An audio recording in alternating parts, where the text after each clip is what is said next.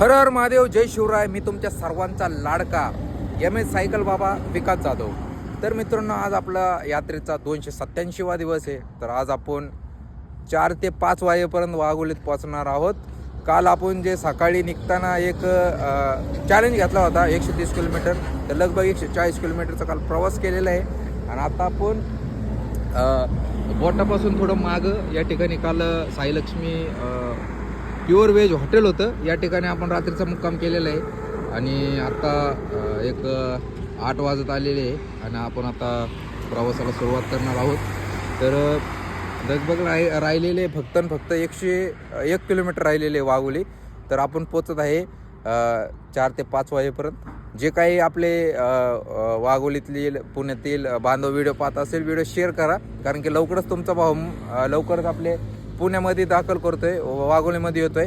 तर चला भेटूयात लवकरच. तुम्हा सर्वांना ऐकून हर हर महादेव, सीताराम.